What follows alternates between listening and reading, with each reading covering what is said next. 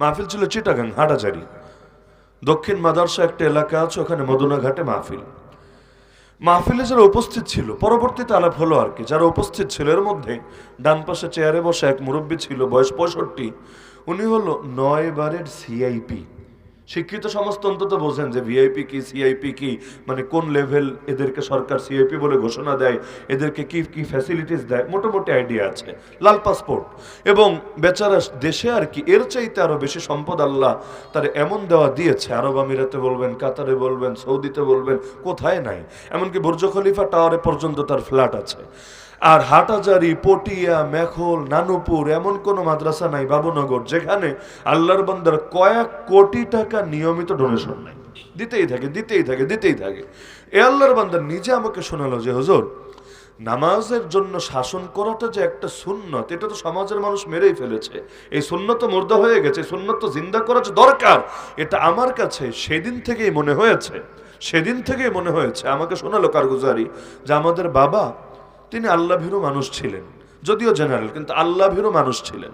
তিনি তার কারগুজারি শুনেছেন যে আমাদেরকে বলে দিয়েছিলেন যে শীতকালেও যদি তোমাদেরকে দেখি মসজিদে ফজরের জামাত চলছে, আর তোমরা যে ভাইয়েরা আছো, তোমরা কম্বল অথবা ল্যাপ মুড়ি দিয়ে বিছানায় শুয়ে আছো, জামাত চলছে, ইচ্ছাকৃতভাবে তোমরা জামাতে যাচ্ছ না, অথচ ঘুম ভেঙেছে, ভাঙানো হয়েছে, তারপরও তোমরা অলসতা করছো, তোমরা গাফলতি দেখিয়েছো, যেদিন দেখবো সেদিন থেকেই তোমরা ত্যায্যপুত্র। একেবারে ঘাড় ধাক্কা দিয়ে সেইটা বের করবো, আর ঘরেই তুলবো না। তো বললে এটা একটু কড়াকড়ি মনে হতো। হরই কথা যে বাবা ছোটবেলায় যদি এভাবে বলে, তাহলে কোন সন্তানের দিলে না লাগবে। আবার বাবা কিন্তু দুই রকম থেকে, কিছু বাবা এমন দুনিয়া উল্টে যেতে পারে, তার জবান উল্টাবে না, যা বলেছে তো বলেছে, একেবারে এখান থেকে এক চুলও সরবে না। আর কিছু থাকে অনেক হাঁকডাক দেয়, তবে কামের বেলা তেমন কিছু করে না।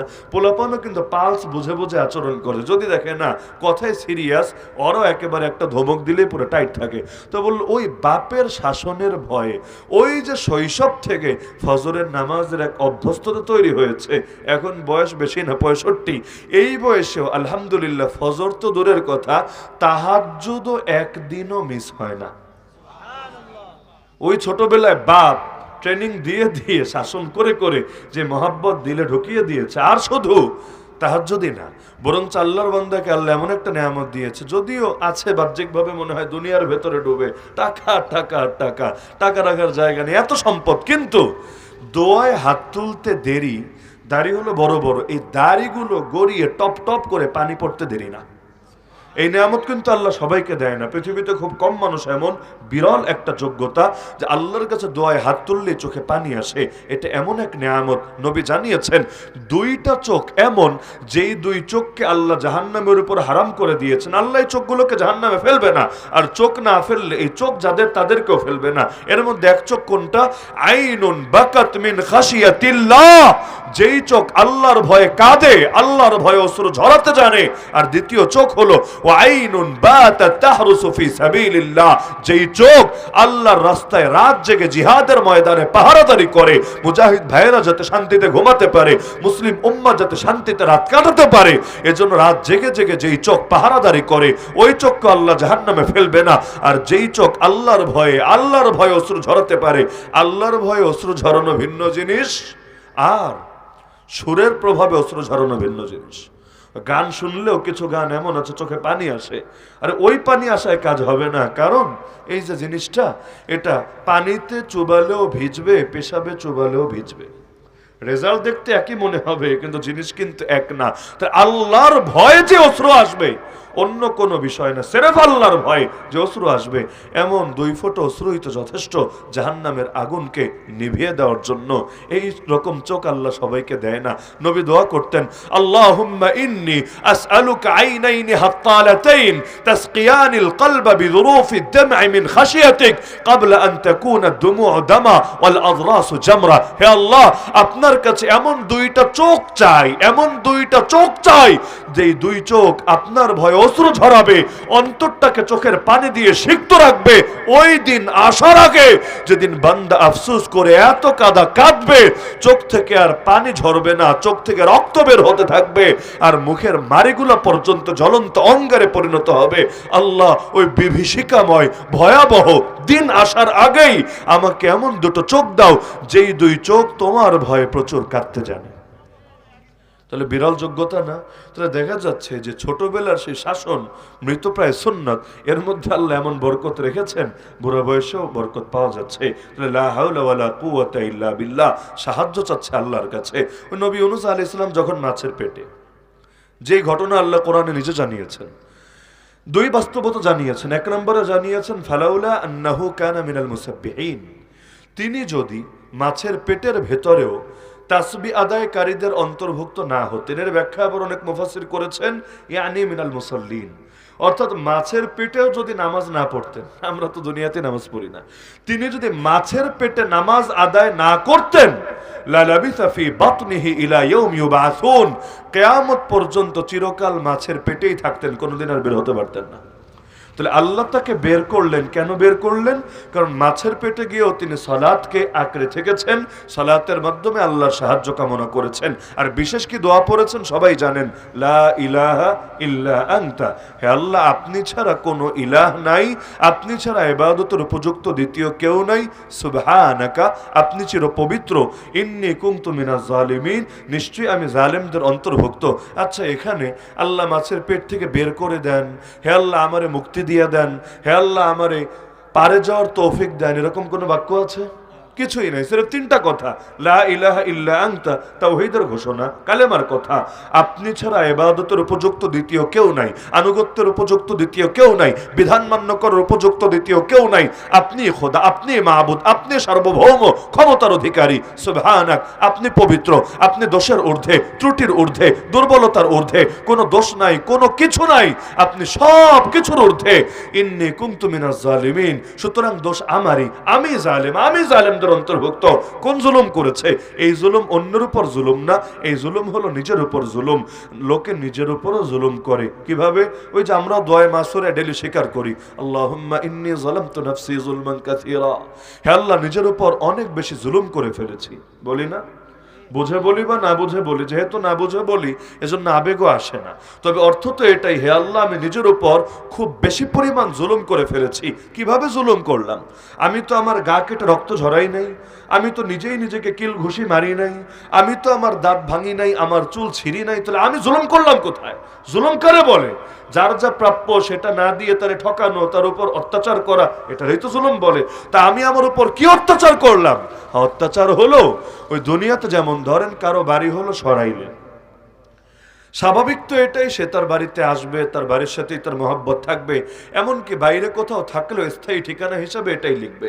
হতে পারে সে গুলশানে গিয়ে ফ্ল্যাট কিনেছে, বনানীতে গিয়ে স্থায়ী হয়েছে, কিন্তু তারপর ফর্ম পূরণ করতে গেলেও লিখবে বর্তমান ঠিকানা ওইটা, স্থায়ী ঠিকানা এইটা।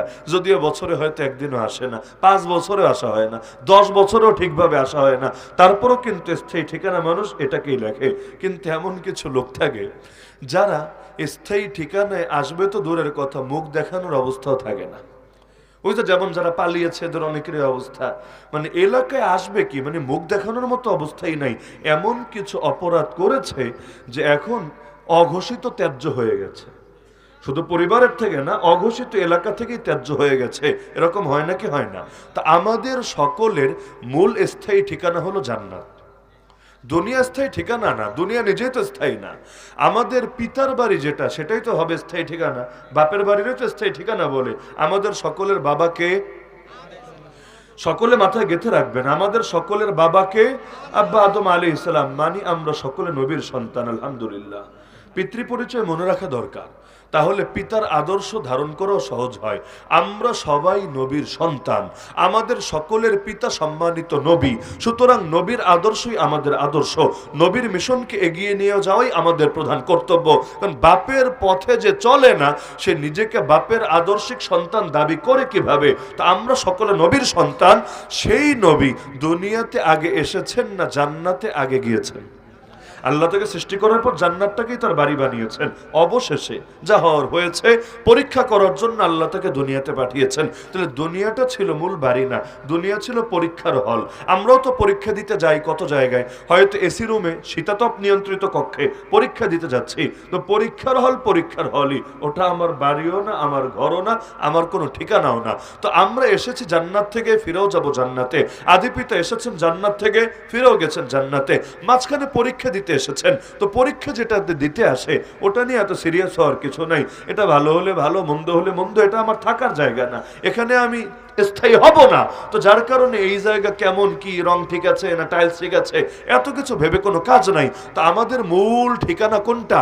জান্নাত। আর দুনিয়া দারু মাল্লা দার লাহু ওয়া মালু মাল্লা মাল লাহু ওয়া লাহা ইয়াজমাউ মাল্লা আকল লাহু। দুনিয়া তার বাড়ি, যার আসল বাড়ি নাই। দুনিয়া তার মাল, যার আসল মাল নাই। শুধু দুনিয়ার জন্য জমা করে তারা, যাদের আকল বুদ্ধি বলতে কিছু নাই। তাহলে আসল বাড়ি যদি হয় জান্নাতে, তাহলে ওই ব্যক্তি কতই না হতভাগা যে এমন কিছু কাজ করেছে নিজেকে জান্নাত থেকে দূরে সরাতে সরাতে জান্নাতে যাওয়ার অনুপযুক্ত বানিয়ে ফেলেছে। মানে স্থায়ী ঠিকানা যাওয়ার মুখ নাই, স্থায়ী ঠিকানা যাওয়ার অবস্থা নাই। তাহলে এই লোক নিজের উপর জুলুম করে নাই, কারণ আল্লাহ তারে জান্নাত দেওয়ার জন্যই তো পাঠিয়েছিলেন, জান্নাতে জায়গা বরাদ্দ রেখেছিলেন। নিজের উপর জুলুম করে ফেলেছে, নিজেকে জান্নাত থেকে সরিয়ে জাহান্নামের দিকে ঠেলে দিয়েছে। এই দোষ স্বীকার করি। সবকিছু মুখ খুলে বলা লাগে না, কিছু জিনিস এটা প্রচ্ছন্নভাবেই সুন্দর। যেমন নবী ইউনূস ডাইরেক্ট কিছু বলেন নাই, কিচ্ছু চাওয়া নাই যে আল্লাহ আমারে মুক্তি দাও, আল্লাহ এই করো সেই করো, কিছু বলার নাই। শুধু এটা বলেছে লা ইলাহা ইল্লা আনতা সুবহানাকা ইন্নী কুনতু মিনাজ জালিমিন। আল্লাহ তো জানে আপনার কি দরকার। নিজের ভুল স্বীকার করেন, নিজের দোষ স্বীকার করেন, এটাই বান্দার মাহাত্ম্য। আপনি চিন্তা করেন, ইবলিসকে আল্লাহ বললেন সেজদা দাও, দিল না তো দিলই না, উল্টা ব্যাখ্যা শুরু করে দিল, এজন্য দিব না, ওজন্য দিব না, আমি উত্তম সে অধম। আরে কথার কোনো শেষই নাই। অপরদিকে আব্বা আদম আলাইহিস সালামকে আল্লাহ বললেন বের হয়ে যাও, বের হয়ে যাও। জমিনে নামো এমন অবস্থায় বাদুকুম লিবাদিন আদু, একদল আরেক দলের শত্রু হয়ে থাকবে চিরকাল, চলে যাও এভাবে দুনিয়ার বুকে। এই যে আল্লাহ দুনিয়াতে পাঠায় দিলেন, তিনি কিন্তু না ইবলিসের মতো না ফেরেশতাদের মতো কোনো প্রশ্ন ছুড়লো। ফেরেশতাদের প্রশ্ন ছিল কৌতূহলের প্রশ্ন, আল্লাহ আমরা থাকতে আলাদা জাতি বানাবেন, আমরাই তো আছি, আপনার ইবাদত করি, বন্দেগী করি, তাসবিহ পড়ি, প্রশংসা করি, এগুলো কাদের বানাচ্ছেন? যারা গিয়ে দুনিয়াতে ফিতনা ফাসাদ করবে, রক্তপাত ঘটাবে। বলেছিল কি বলে নাই? বলেছে। যদি আপত্তির জন্য বলে নাই, আপত্তি ভিন্ন জিনিস, কৌতূহল ভিন্ন জিনিস। আপত্তি করলে লোকে রাগ করে, কৌতূহল যদি কেউ প্রকাশ করে, পারলে জবাব দেয়, না পারলে এড়ায় যায়, কিন্তু রাগ করে না। যেমন আপনাদের এলাকার বাচ্চারা অনেক সময় প্রশ্ন করে না, লোকে বিয়া করে কেন? বাচ্চা মানুষ কিন্তু উদ্ভট উদ্ভট প্রশ্ন। বা আব্বা কেন আম্মারে বিয়ে করলো, দাদা কেন দাদিরে বিয়ে করলো, আব্বা তো আব্বাই, আম্মা তো আম্মাই, আবার বিয়ে করার কি দরকার ছিল? মাঝে মাঝে এরকম পাকনা টাইপের কিছু প্রশ্ন বাচ্চারা করে না? করে। করলে আপনারা কি করেন? আপনারা কিন্তু রাগ করেন না, বরং এড়ায় যাওয়ার চেষ্টা করেন। হয়তো বলেন এই পাকনা, এরকম পাকনামি টাইপের কথা বলিস না, বয়স হোক এমনি বুঝবি, এভাবে বলে দেন। কারণ এটা আসলে বুঝনো সাধ্যের কথা না। কি দিয়ে বুঝাবেন? বিজ্ঞান দিয়ে না ফিলোসফি দিয়ে, মানে থিওরিটিক্যাল ভাবে না প্র্যাকটিক্যাল ভাবে বুঝাবেন কিভাবে? এটা তো বোঝানো সম্ভব না। তো এড়ায় যেতেই হবে। আপনি বলেন যে বয়স হোক এমনি বুঝবি, তোরে বুঝায় দেওয়া লাগে না, এই টাইপের একটা অস্পষ্ট জবাব দেন না কি দেন না? কিন্তু রাগ কিন্তু করেন না। আপনি বোঝেন এটা বাচ্চার বাচ্চামি। আর বাচ্চা যদি বাচ্চামি না করে, তো বাচ্চা কি বুড়ামি করবে নাকি? বাচ্চা বাচ্চামিতেই সুন্দর, আর বয়স্ক মানুষের আচরণে সুন্দর। বাচ্চার থেকে যদি বয়স্ক মানুষের আচরণ আশা করেন, আপনার স্ক্রু ঢিলা আছে। মসজিদে আসে, আরে বাচ্চারা একটু দুষ্টুমি তো করবেই, স্বাভাবিক ব্যাপার। আর দুষ্টুমি নিয়ন্ত্রণে থাকে না কেন? কারণ বাচ্চা তো আসে, বাচ্চার বাপ তো আসে না। বাচ্চার বাপেরা, বাচ্চার অভিভাবকরা আসলে একটু দেখে শুনেই রাখতো, এবং রাখেও বটে।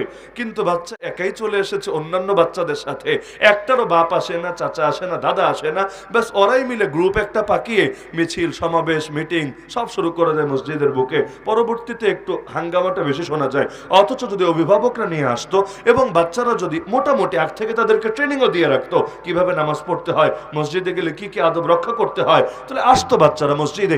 এভাবেই তো অভ্যস্ত হবে। আরে সারা জীবন পড়ে না, বালেগ হওয়ার পর হুট করে এসে সে পাক্কা জামাতে নামাজ আদায়কারী কিভাবে হবে? তো দেখা যায় বাচ্চারা একটু বাচ্চামি করে, আয় রে ধমক, নামাজটা সালাম ফিরিয়ে কি জোরে ধমক দেয়, যেন মসজিদটাই কেঁপে যাবে, ভূমিকম্প শুরু হবে। অথচ এর চাইতে বেশি সাউন্ড অনেক সময় বড়রা করে, নিয়মিতই করে। আর কেউ না করলে অনেক জায়গায় কমিটির লোকেরাই করে। কারে কি বলবেন? আপনার বাপের বয়সী লোকেরাই করছে, আপনি কারে কি বলবেন? ধমক দিবেন? তাহলে দেখা যায় অন্য কেউ করলে ধমক দিতে পারছেন না, আর বাচ্চা করলে ওর অস্তিত্ব রাখছেন না। অথচ এই যে বাচ্চাটারও ধমক দিলেন, হয়তো মসজিদে আর আসবে না, ওর ভেতর থেকে মহব্বত শেষ। মানে আল্লাহর ঘরে আসার একটা টান ছিল, মহব্বত শেষ। দরকার ছিল আগ্রহটাকে জিন্দা রাখা, মহব্বত দিয়ে দিয়ে তাকে আদবটাও শিখাইয়া দেওয়া, কারণ মহব্বতের দ্বারা মানুষ ভালো শেখে। আর এই যুগে তো শাসন সহ্যই করতে পারে না বাচ্চারা। এই যুগে কিন্তু রাগ দিয়ে বাচ্চাদের মানুষ করা বহুত জটিল, বহুত জটিল। বরং এখন সিস্টেমও চেঞ্জ হয়েছে, এখন মহব্বত দিয়ে দিয়েই তাদেরকে মানুষ করা যায়। এবং বাস্তবে বটে, আমরাও তো আমাদের ছাত্রদের ক্ষেত্রে দেখেছি, সে যদি বোঝে যে আপনি আগে তাকে মহব্বত করতেন, এখন এই আচরণটার কারণে আপনি ভেতরে কষ্ট পেয়েছেন এবং তাকে মহব্বত করছেন না, পিটান লাগে না। অনেক সময় দেখা যায় যে হুজুর এই দিলে কষ্ট পেয়েছে, আমাকে এখন আগের মতো মহব্বত করছে না, এইটাই তাকে এতটা পীড়া দেয়, 10টা বাড়ি দিলে যা হতো না শুধুমাত্র এর দ্বারা তার চাইতে বেশি কিছু হয়ে যায়। তো এখন সিস্টেমে তো করতে হয়। তাহলে দেখা যাচ্ছে যে বাচ্চা টুকটাক বাচ্চামি করবেই, এটা মোটেও অস্বাভাবিক ব্যাপার না। কিন্তু কিছু কিছু জিনিস সহ্য করে নিতে হয়। তো বাচ্চা প্রশ্ন করে, আপনি কিন্তু রাগ করেন না, বরং এড়ায় যান। আল্লাহর সামনে প্রশ্ন করলো ফেরেশতারা, আল্লাহ কিন্তু এড়ায় গেলেন। কিভাবে? ইন্নী আ'লামু মা লা তা'লামুন, শোন, আমি এমন কিছু জানি যা তোরা জানিস না। আমি এমন কিছু জানি, ভবিষ্যৎ জানি, বাস্তবতা জানি, যা তোরা জানিস না। সময় হলে দেখবি, সময় হলে বুঝবি। দেখেছে, বুঝেছে, মানুষের ফজিলত স্বীকার করেছে বলে মাদ্রাসা ছোট ছোট বাচ্চাদেরকে দেখলেও ফেরেশতারা ডানাটা গুটিয়ে নেয়। এক ব্যাখ্যা হলো বিছিয়ে দেয়, তার চাইতে শক্তিশালী ব্যাখ্যা ডানা গুটিয়ে নেয়। ওয়া ইন্নাল মালাইকাতা লা তাদাউ আজনিহাতাহা রিদান লিতালিবিল ইলমি বিমা ইয়াসনা। কেন? কারণ আপনি এখানে সাইকেল চালিয়ে যাচ্ছেন, হঠাৎ দেখলেন আপনার স্যার বা আপনার শিক্ষক, আপনার উস্তাদ সামনে আছে বা আসছে আপনার দিকে। তিনি আসছেন এভাবে, আপনি যাচ্ছেন সাইকেল দিয়ে বা বাইক দিয়ে অপর দিকে। আপনার ভেতরে যদি ভদ্রতা বলতে কিছু থাকে, আদব কায়দা বলতে কিছু থাকে, আপনি কিন্তু দেখেও না দেখার ভান করে প্যাডেল মেরে চলে যেতে পারবেন না, বিবেকে বাঁধবে। আপনি কি করবেন? আপনি ব্রেক দিবেন, আপনি থামবেন, আপনি নামবেন, আপনি সালাম দিবেন, মুসাফাহা করবেন, দোয়া নেবেন, তিনি যাবেন, তারপর আপনি এগোবেন। এমনটাই তো আপনারা করেন নাকি? এমনটাই করেন না? এটাই মানে স্বাভাবিক ভদ্রতা, এটাকেই বলে। তো ফেরেশতারা এই সম্মানটাই দেখায় তালেবুল ইলমকে। তারা ডানা মেলে মেলে উঠতে থাকে, যেই দেখে হায় রে একটা তালেবুল ইলম আসছে, সঙ্গে সঙ্গে ডানাটা গুটিয়ে নেয়। আরে তুমি যাও, তুমি যাও, তোমাকে সম্মান দিচ্ছে, তুমি যাও, তারপর আমি যাব। তাহলে এই মর্যাদা ফেরেশতা পর্যন্ত তাকে দেয়। এই তালেবুল ইলমকে কেন দেয়? কারণ সে জানে তালেবুল ইলমের কি মর্যাদা। 2 পয়সার নাস্তিক বেঈমান না জানতে পারে, কিন্তু গর্তের পিঁপড়া থেকে শুরু করে সমুদ্রের মাছ সবাই জানে, আসমানের ফেরেশতা পর্যন্ত জানে এক একজন তালেবুল ইলমকে আল্লাহ তাআলা কি মর্যাদা দান করে দিয়েছেন। তাহলে ফেরেশতারা আগ্রহ প্রকাশ করলো, কৌতূহল প্রকাশ করলো। আল্লাহ কিন্তু রাগান্বিত হন নাই, তবে একটা জবাব দিয়েছেন, স্পষ্ট জবাব। ইবলিস সেও প্রশ্ন করেছে, তবে কৌতূহলী প্রশ্ন না, আপত্তির প্রশ্ন। আসজুদু লিমান খালাকতা তিনা, আরে যাকে মাটি দিয়ে বানিয়েছেন তাকে আমি সিজদা করব? তাকে আমি সিজদা করব? এটাও কিন্তু প্রশ্ন, কিন্তু এই প্রশ্ন কিন্তু জানার জন্য না। এই প্রশ্ন হলো ঘাড়তেরামের জন্য, এই প্রশ্ন হলো অহংকার দেখানোর জন্য, এই প্রশ্ন হলো হিংসাবৃত্তি প্রকাশের জন্য। আসমানের প্রথম পাপের নাম হিংসা, জমিন ও মানব জাতির প্রথম পাপের নাম হিংসা। আসমানের প্রথম পাপ করেছে ইবলিস, এর আগে কেউ পাপ করে নাই। কেন করেছে এই পাপ? একমাত্র হিংসার কারণে। আদম আলাইহিস সালামকে হিংসা করেছে। হিংসা, লড়াই তো করতে হয় যোগ্যতা দিয়ে, হিংসা দিয়ে না। আরে তোর যদি মনে হয় তুই বেশি যোগ্য, প্রমাণ কর না যোগ্যতা দিয়ে। কিন্তু হিংসা করে ভেবেছে আদম আলাইহিস সালামকে হারায় দিবে, পারে নাই, উল্টো নিজেই ধিকৃত হয়েছে। জমিনে মানব জাতির প্রথম পাপ কোনটা? কাবিল খুন করেছে হাবিলকে। দ্বিতীয় কোনো কারণ নাই, একমাত্র কারণ হিংসায় লিপ্ত হয়েছে নিজের আপন ভাইয়ের ব্যাপারে, অবশেষে খুন করেছে। আর কিয়ামত পর্যন্ত যত খুন হবে এর দায়ও তার কাঁধে আসবে। এমনকি নজর, শুনেছেন না নজর লাগা? নজর কি? হিংসাই। নজর ভিন্ন কিছু না, নজর হিংসাই। আপনি কোরআন খোলেন, সূরা ইউসুফ নামে একটা সূরা আছে, জানেন তো? অন্তত জানেন না সবাই? এই সূরায় দেখবেন নবী ইয়াকুব আলাইহিস সালাম, অর্থাৎ ইউসুফ নবীর বাবা, তার সন্তানদেরকে নসিহত করে দিলেন। কখন? যখন ইউসুফ আলাইহিস সালাম মিশরে দায়িত্বে আছেন এবং তার সন্তানরা যাবে মিশরে, তার সাথে দেখা করবে। তারা তো জানে না যে তাদেরই ভাই, তার সাথে দেখা করবে, তাদের কাছ থেকে দুর্ভিক্ষে সাহায্য চাইবে। নবী বলে দিলেন সন্তানদেরকে, শোনো, লা তাদখুলু মিন বাবি ওয়াহিদ ওয়াদখুলু মিন আবওয়াবিন মুতাফাররিকা। তোমরা সব ভাইয়েরা এক গেট দিয়ে ঢুকবা না, তোমরা আলাদা আলাদা গেট দিয়ে ঢুকবা। কেন? এক গেট দিয়ে ঢুকলে সমস্যা কোথায়? এক গেট দিয়ে ঢুকলেও ঢোকা হবে, আলাদা আলাদা করে ঢুকলেও ঢোকা হবে। তাহলে এক গেট দিয়ে এতগুলো ভাইকে ঢুকতে না করলেন কেন? কোনো না কোনো কারণ তো আছে। আর নবী তো দূরদর্শী বটে, নবীর চাইতে বেশি দূরদর্শী, বেশি জ্ঞানী কে হবে? তো নবী কেন না করলেন? তাফসীরের যে কোনো কিতাব খুলেন, যেটা মনে চায় খুলে দেখেন, এই ব্যাখ্যাটাই পাবেন। নবী তাদের ব্যাপারে নজরের ভয় করেছিলেন। এতগুলো যুবক ছেলে, এতগুলো স্মার্ট ছেলে, হ্যান্ডসাম ছেলে, তারা একসাথে গিয়ে যখন ঢুকবে মানুষের নজর লাগবে স্বাভাবিক। কি রে এতগুলো